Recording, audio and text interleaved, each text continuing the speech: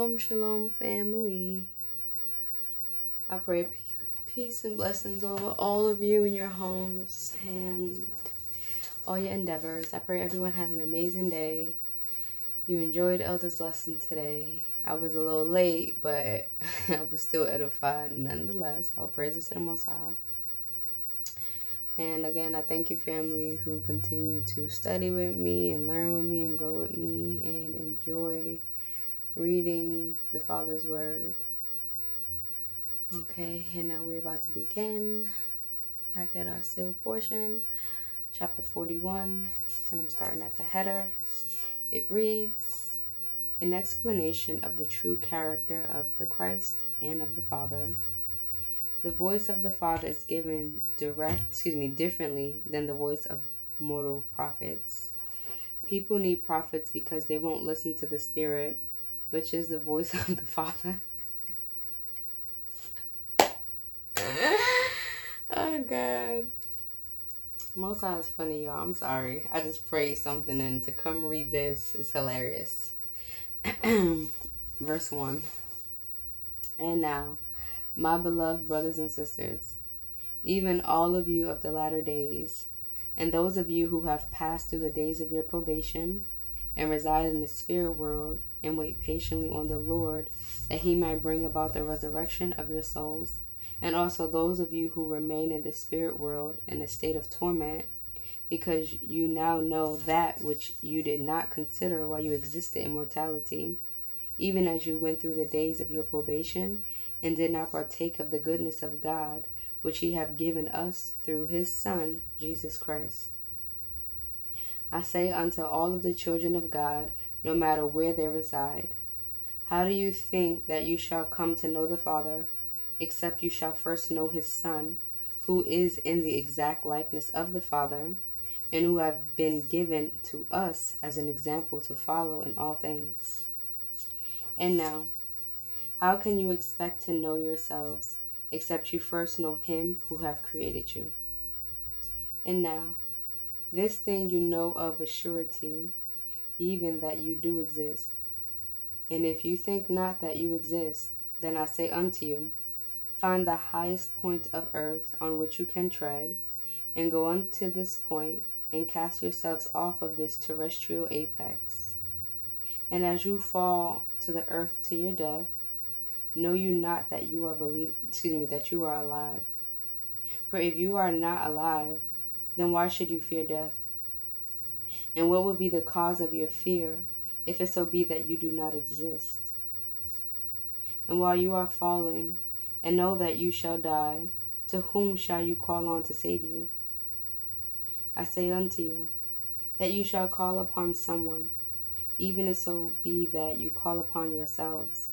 And if you call upon yourselves, then you have a witness that you do exist. And you cannot exist and have a knowledge of this existence, except you have a knowledge of the Father who hath created you. And because you cannot see the Father, you do not know that he exists. For if you could see him, then you would know for a surety that he do exist, and that he hath created you.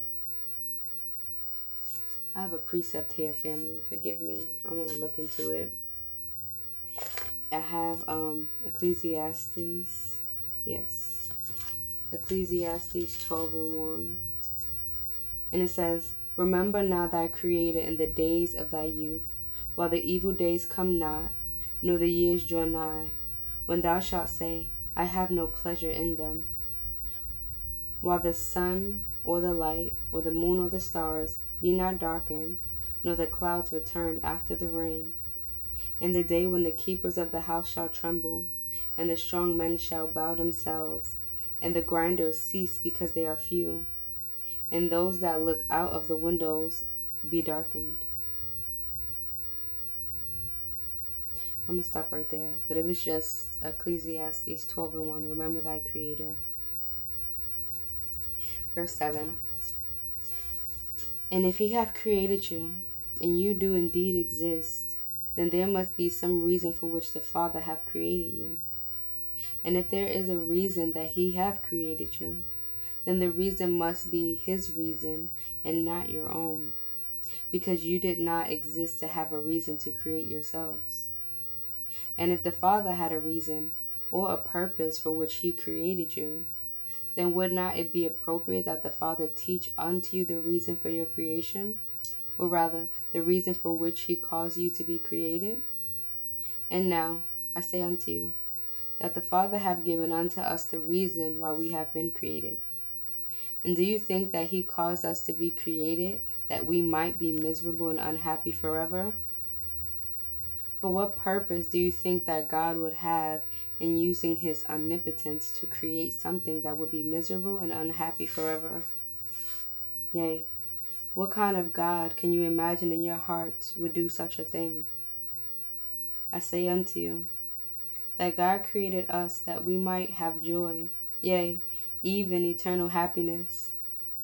And now, do you think that if he have created us so that we might have this joy, that he would not provide for us the means and the way whereby we might have this eternal joy and happiness? Do you think that he would create us and then leave us to ourselves to create our own happiness and provide for our own means whereby we might obtain this happiness? And how is it that you can think that we would have an idea of where we could find this happiness, or those things that we must do to provide for ourselves the means of this happiness? For behold, we have no experience in this thing. And we have no experience in this thing because we did not exist until we were created. And from the moment that we are created, we begin to have experiences and thus begin our ability to become an individual and think and act for ourselves, independent of the control of others, even independent of the control of him who had created us. For if the Father had not given unto us our independence from his own, I'm going to read that again, verse 15. For if the Father had not given unto us our independence from his own experience, distinguishing the one from the other, then we would not know this happiness or joy for ourselves, being created for his experience and not for our own. And he already know this joy and happiness, and he know this from his own experience. And because he had the experience to know these things, he know that he is eternally happy in his own existence. And because he know and understand this eternal happiness, it is his desire to give this happiness unto us, who are his children, or his creations who have been created by him, that we might have the experiences that he have had that have brought him this happiness. And this happiness can only come through independence and free agency, or in other words, having the ability to be independent of the Father and gain from our own experiences our own happiness. And now, once we have had these experiences and have felt this joy, even this state of eternal happiness, to whom do you think that we shall give praises and thanksgiving for this happiness that we enjoy? Do you think that we shall thank ourselves for giving us this happiness? Do you think that we shall thank others for this happiness, even those who did not create us and had nothing to do with making us independent so that we could experience and gain this happiness?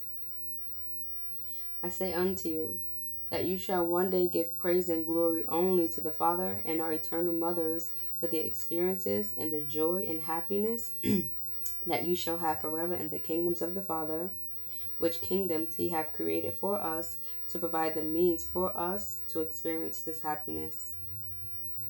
And now, I would that you should consider this thing. If you are of a family, and you have brothers and sisters, and if you all have a father and a mother who have given unto all of you, who are their children, yea, even those who were born of them without a choice of their own, but by the choice of them who are their parents, yea, and your parents have given equally unto you great and glorious blessings, even all their riches, and all of their possessions, and all of their lands, and their fine things, even everything that bring them happiness. If the children of this family have been given all these things of their parents, then who shall receive the thanks and the glory for these things?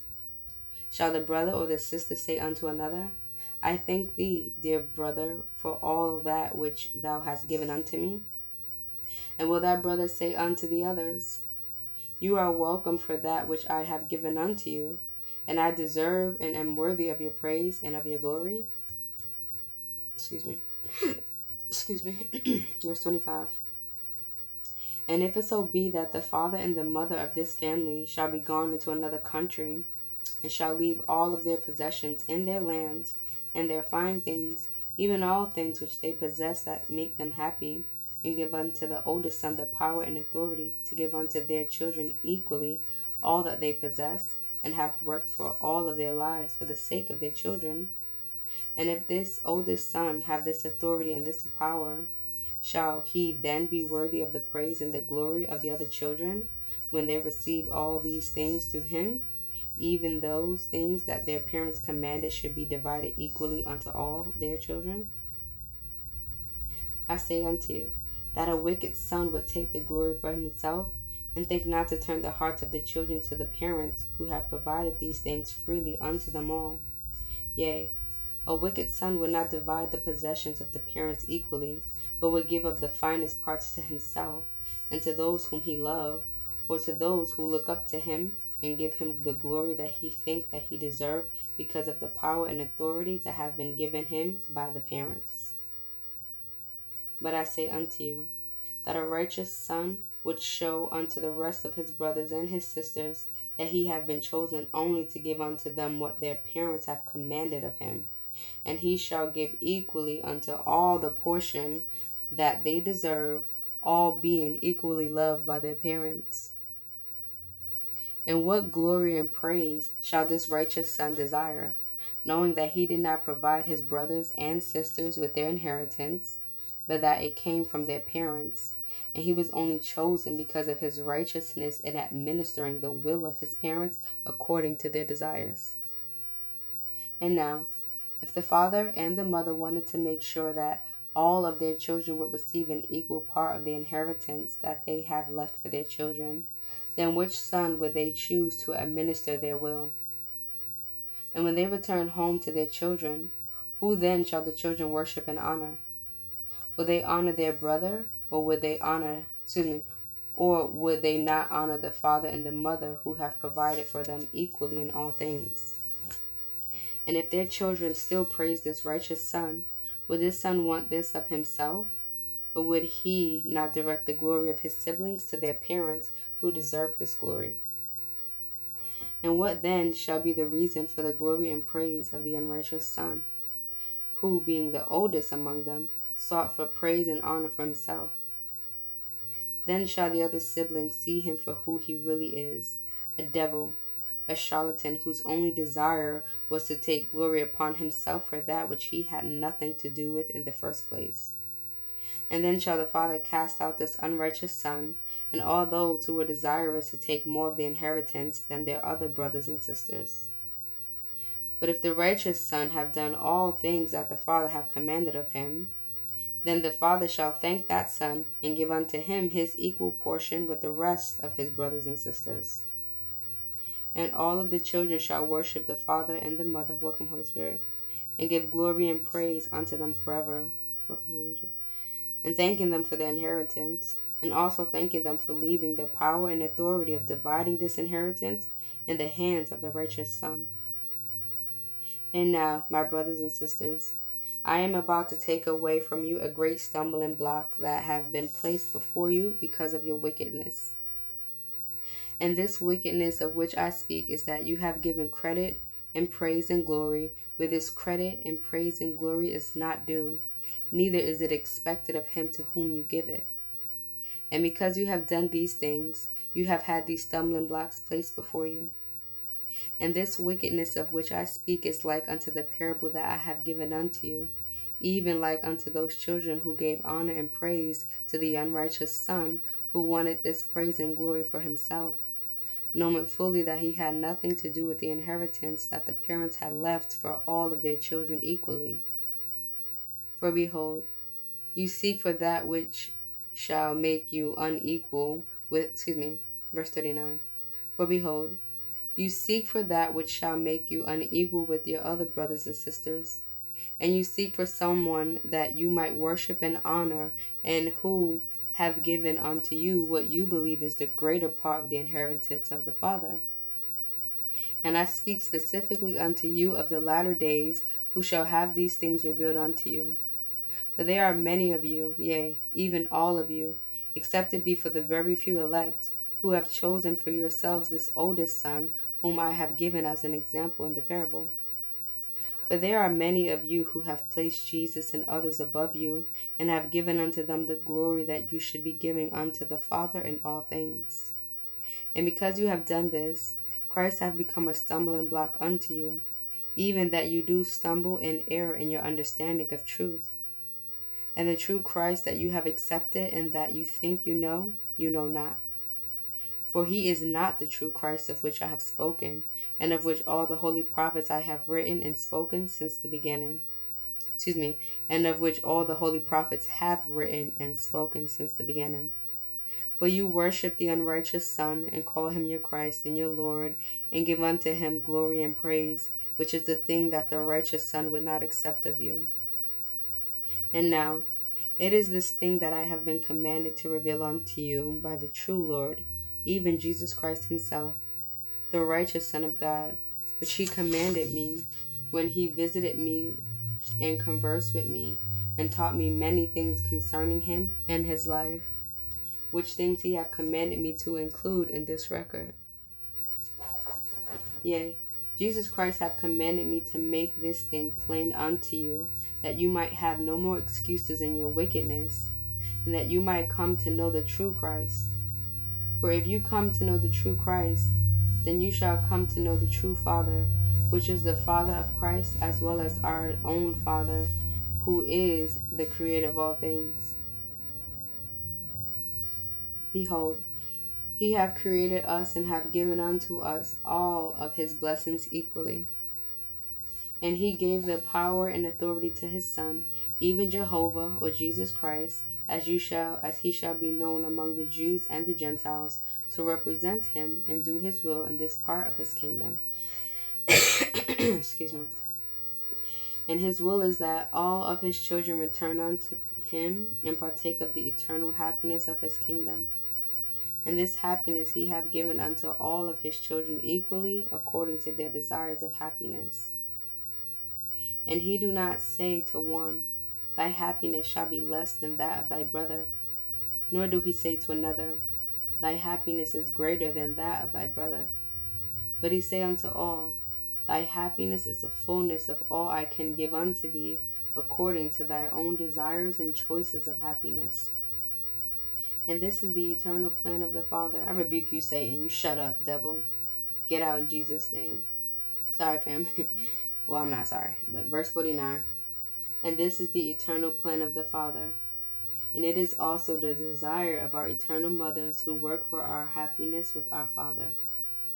And now, it is the Son of whom I must speak and give unto you an understanding. For you give praise and glory unto the Son, which he do not deserve, neither do he want the praise and the glory that you give unto him. And it saddened his heart when you give unto him this praise and this glory, even that praise and glory that he desired that the Father receive from you. And he know that in your wickedness or in your darkness, you cannot give unto the Father the praise he deserved, because you do not see the Father. But you have seen him, and know that he have lived among you. And for this reason, you worship him and give unto him glory contrary to that which he have commanded you. And in all things he have attempted to turn your hearts towards the Father, that you might be taught by the Father, as he was taught by the Father, having received the fullness of the Father, which fullness is offered unto all of the children of God equally. And in sorrow he suffered you to worship him, and use his name in vain, giving unto him the glory that he would force you to give unto the Father if he could. But he cannot force you to do that which you do not desire, according to the free agency that you have received from the Father. And the Father have also commanded him to not force you, but that he should love you and allow you to worship the Father in his name, that you might know the Father through the Son because of your wickedness. For what righteous father among you would truly want any of his children to come unto him by way of a brother? I say unto you, that if you are a righteous father, then you will want to speak to all of your children and love them each as you do the others. But if your children fear you because they do not know you, and they choose to come unto you only through their brother, then they shall not be in your presence and know you, but they shall only know the brother that they have chosen to come unto you on their behalf. But you shall still love your children and want them to be happy. Therefore, you shall allow them to speak with you through their brother. But you would be saddened that your children would not come unto you personally and sit upon your knee and embrace you and speak to you like you speak with their brother, whom they have chosen and to whom they speak instead of you. And would it not frustrate this brother if he were a righteous son, and he knew that all of his brothers and sisters could approach their father and sit upon his knee and converse with their father? Yet they will not do this because they fear him. Would not this brother make every attempt that he could to get his siblings to know their father and come unto him? And now I will give unto you examples of the things both in the record of the Jews and also in the record of my Father, which have already come forth among you. And these examples have been hidden from you because of your wickedness and the stumbling blocks that the Lord have placed before you. But I will explain these things unto you in plainness. And you shall see your errors and take notice of your ignorance of those things that you should have understood. But without the Spirit to guide you in your understanding, there is no way that you could have understood these things. Behold, the written word have caused much contention among you because of the way that these words have been written and given unto you. But if you would not have the spirit of the contention among you, then you would have understood these things. And because you had this contention, which is contrary to the Spirit of Christ, then you did not have the Spirit of Christ, and therefore could not understand these things when they were presented unto you already in plainness. And now, I would that you should make reference to the words of my father Mormon, which he have given unto you concerning the coming of Jesus Christ unto the people who have gathered in the land of Bountiful after he was resurrected. And now, I would that you should know that the Father had suffered that the children of men be given the opportunity to hear his words by those whom they will accept as his mouthpiece. And I have already shown unto you that if the children of men are willing, then they can receive the words of God directly from his mouth, even from the Holy Ghost, who is one with the Father in all things, and is the voice of the Father, and is the way that the Father have established to teach unto the children of men his will in all things. In this way he have established so that his children will not give undeserved praise and glory to their brothers and sisters who did not create them, nor do they have anything to do with their eternal salvation, except to be giving his words unto them, that they might turn to him and keep his commandments, which were given so that they might have joy and happiness. And because the children of men do not recognize the way which the Father have established to teach them, even that they cannot hear and understand his voice, he has suffered that they be taught the only way that they might understand and accept his words. And he has suffered that the children of men shall worship others of their brothers, even the holy prophets who have been sent unto them, that they might at least have some contact with him and receive his word in some way. Now, this communication with the Father, even the desire of the Son to turn the people to their Father, was given as an example in the record of my Father, and he wrote, saying, And now it came to pass that there was a great multitude gathered together of the people of Nephi round about the temple which was in the land of Bountiful. And they were marveling and wondering one with another, and was showing one to another the great and marvelous change which had taken place. And they were also conversing about this Jesus Christ, of whom the sign had been given concerning his death. And it came to pass that while they were thus conversing one with another, they heard a voice as if it came out of heaven, and they cast their eyes round about, for they understood not the voice which they heard. And it was not a harsh voice, neither was it a loud voice. Nevertheless, and notwithstanding it being a small voice, it did pierce them that did hear to the center, insomuch that there was no part of their frame that it did not cause to quake. Yea, it did pierce them to the very soul, and did cause their hearts to burn. And it came to pass that again they heard the voice, and they understood it not.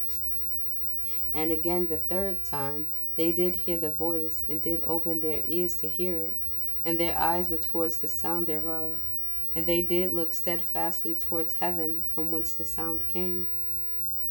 And behold, the third time they had, and behold, the third time they did understand the voice which they heard, and it said unto them, Behold my beloved Son, in whom I am well pleased, in whom I have glorified my name. Hear you him. And now I, Moroni, give unto you an explanation of these things. For behold, whose voice did the people hear that testified unto them of his Son? Was it not the voice of the Father? And why is it that they did not understand this voice when it was given unto them the first time? And even the second time it was given unto them, and they did not understand it. And this voice was given unto them by their loving Father in heaven, who loved them all and desired to give unto all of his children his words by his own mouth. And the voice of the Father is not a harsh voice, like the voice of a prophet at times. Neither is it a loud voice, with which a prophet at times do proclaim his message and teach repentance. But it was a small voice that did pierce them, that did hear to the center, insomuch that there was no part of their frame that it did not cause to quake.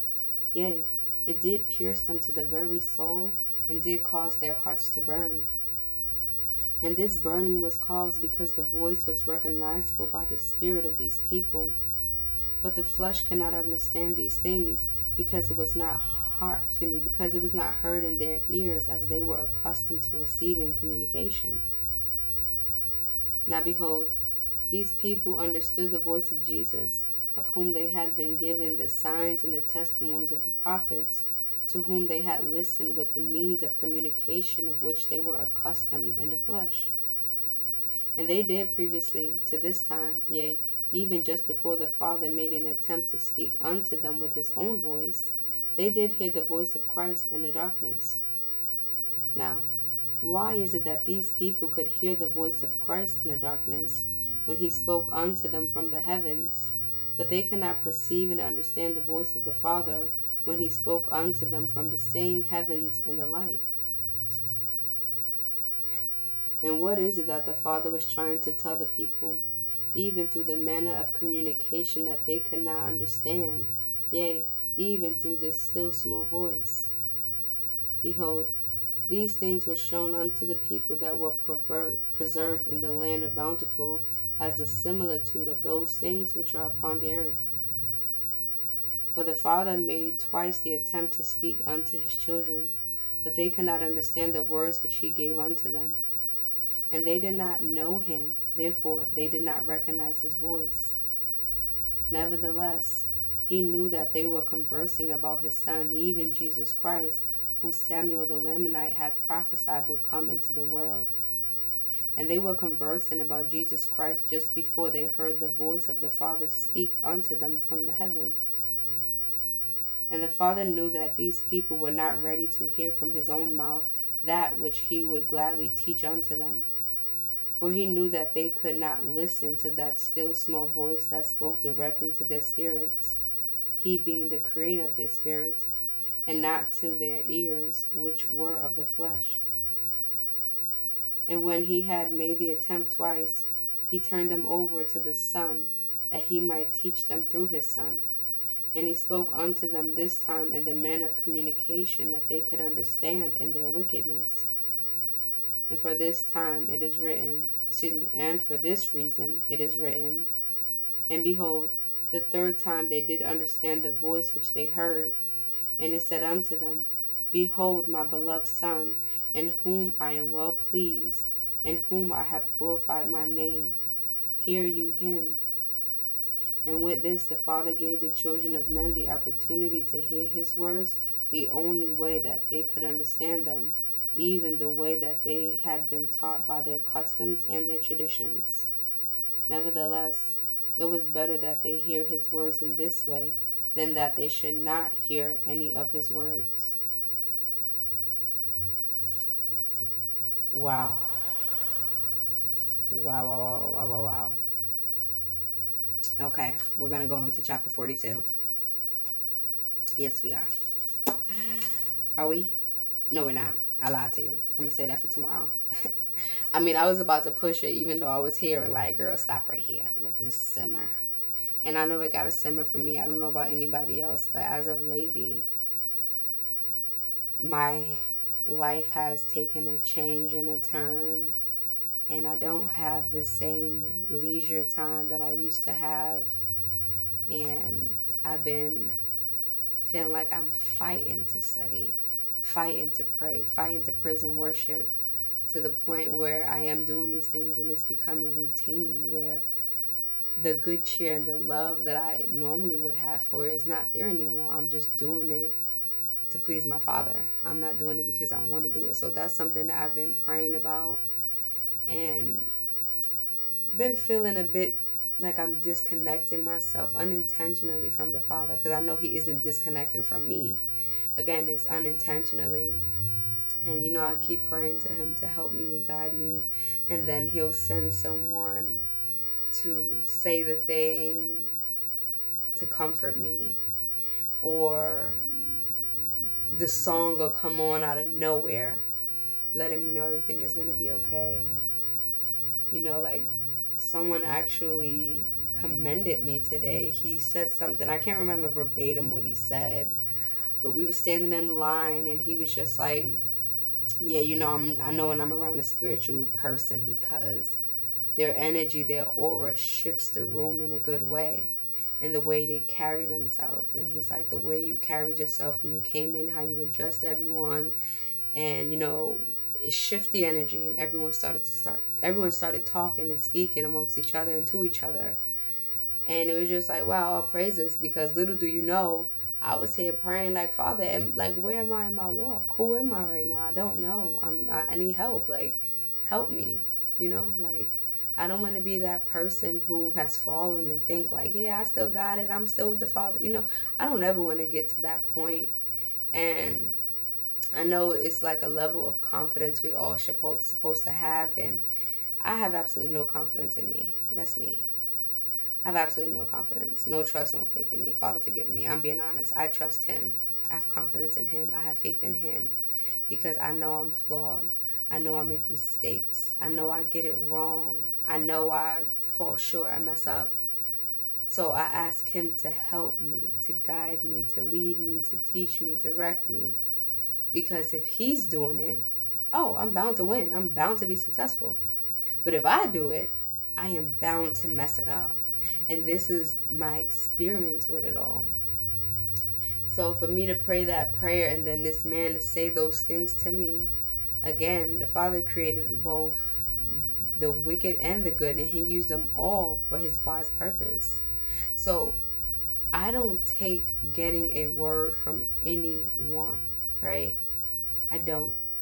Anything you say, Holy Spirit gonna bear witness, or even if it's something that sounded good, because even a broken clock is right twice a day, I'm going to bring it back to the Father. Like, hey, Father, such and such said this, and, it made me feel XYZ. Can you help me with this? I'm going to bring it to him.